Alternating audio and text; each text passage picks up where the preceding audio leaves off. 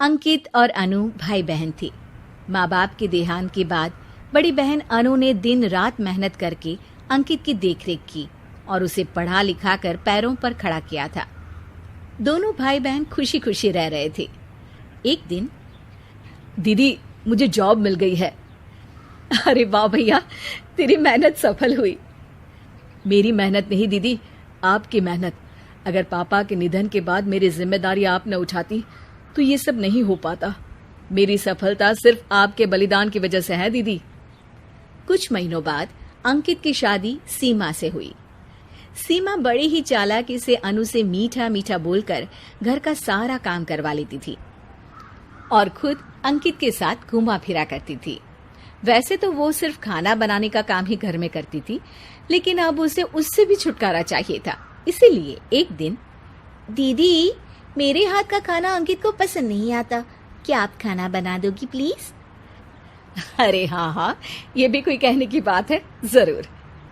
सीमा इस बात से मन ही मन बड़ा खुश होती है और अगले दिन के झाड़ू पोछे के काम से छुटकारा पाने के लिए एक और तरकीब लड़ाती है। हॉल में जोर जोर से कराहने लगती है। उसके कराहने की आवाज सुनकर अनु हॉल में भागती हुई आती है। क्या हुआ सीमा? दीदी लगता है मेरी कमर अकड़ गई है।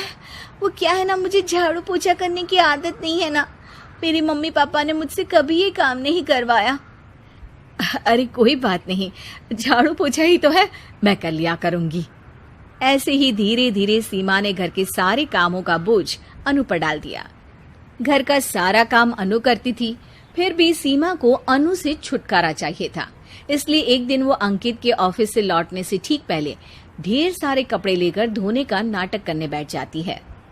अरे सीमा, इतने कपड़े? अब क्या करूं, अकेली पड़ जाती हूँ, करना तो मुझे ही है ना। अरे दीदी से मदद ले लेती।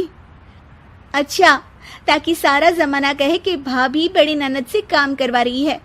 और वैसे भी दीदी ने तो साफ कह रखा है मुझे कि तुम आज जो भी हो सिर्फ उनकी वजह से हो, इसीलिए अगर उनके बनाए इस घर में रहना है तो काम करना ही पड़ेगा। ये सब सुनकर अंकित को बहुत गुस्सा आ गया। उसने अनु को बुलाकर कहा, दीदी ये घर पापा ने बनाया था और इसमें मेरा भी हिस्सा है और मुझे वो चाहिए। ये सुनकर अनु को बुरा तो लगता है, मगर वो दूसरे ही दिन घर का बंटवारा करने के लिए वकील के पास चली जाती है। वहां से लौटते हुए अनु का एक्सीडेंट हो जाता है, जिससे वो दोनों पैरों से अपंग हो जाती है। अब मजबूरन उसकी पूरी देखरेख सीमा को करनी पड़ती है।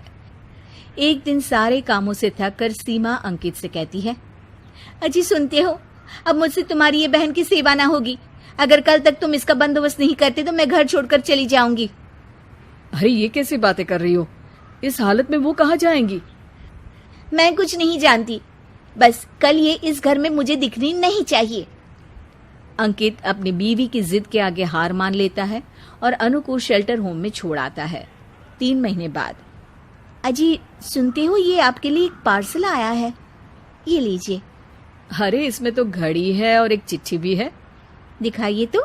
अरे वाह, बड़ी ही सुंदर घड़ी है, लेकिन ये आपको भेजी किसने? पता नहीं, शायद चिट्ठी में कुछ लिखा हो। आशा करती हूँ ये घड़ी तुम्हें पसंद आएगी। रक्षाबंधन की बहुत शुभकामनाएं, तुम्हारी दीदी अनु। चिट्ठी पढ़कर अंकित की आंखें भर आती है। मैं दीदी को लेने जा रहा हूँ सीमा। अरे घड़ी भेज तो दी उन्होंने, अब क्यों जाना उनके पास? देखा सीमा, दीदी हमसे दूर जाकर भी हमारे बारे में ही सोचती है, और एक हम है जो उनकी सेवा से बचने के लिए उन्हें शेल्टर होम छोड़ा है। तुम्हारी बातों में आकर मुझसे ये क्या पाप हो गया? मैं जा रहा हूँ दीदी को लेने, और जब मैं वापस आऊं तो तुम मुझे हमारे घर में मत दिखना। इतना कहकर अंकित अनु को लेने निकल जाता है।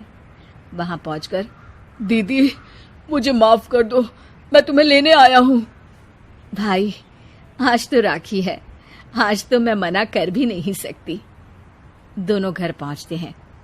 अरे सीमा, तुम अभी तक यहीं हो? निकल जाओ इस घर से। अरे वाह अंकित, फिर वही गलती कर रहे हो तुम। सीमा तुम कहीं नहीं जाओगी। दीदी मुझे माफ कर दो, मुझसे गलती हो गई। सीमा, आज ये समय माफी मांगने का नहीं है, राखी की तैयारी करने का है। चलो तैयार हो जाओ, तुम्हारे भैया के घर भी तो जाना है ना। ये सुन सीमा अनु के गले लग जाती है।